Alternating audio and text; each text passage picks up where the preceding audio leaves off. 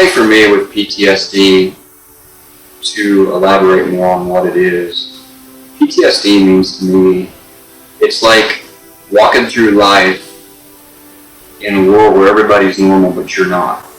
It's like when you wake up and there's a cloudy day, it kind of makes you gloomy inside.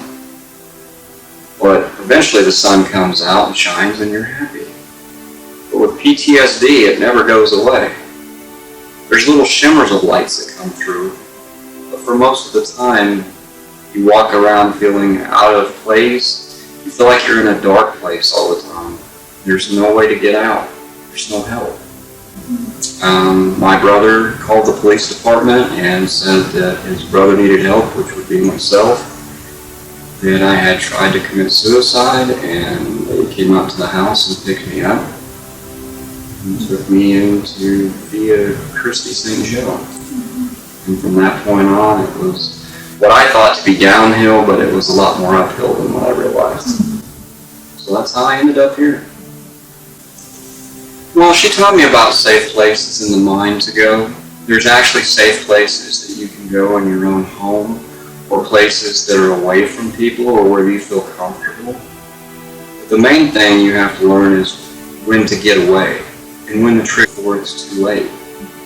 When sight, sound, and smell are your trigger, a lot of times you don't even realize it. It's almost like being hungry. You don't realize you're hungry until it's too late.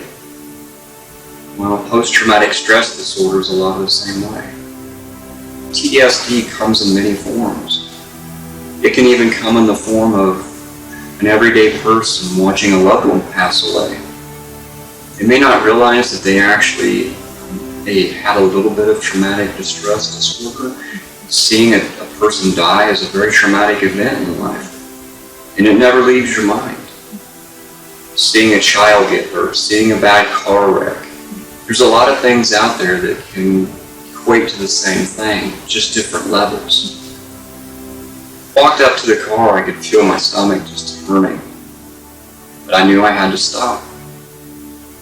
I took a deep breath, exhaled, and went and did the job that I was trained to do. There was a boy in there that was injured pretty badly. There was an adult in there that wasn't injured too badly. There was another child, if I remember correctly, that was in there at that time. Good part of the story, they all survived, everything came out good. I think the hardest part was dealing with the traumatic part of just seeing it, and then seeing the blood again. So I stopped, I helped them, and everything came out good. Then I got back in my car and I went on up to Houghton. I didn't want to go. God knows I didn't want to go. I came in and I was talking about it a little bit. It was actually nice to kind of process it and get it out of my mind.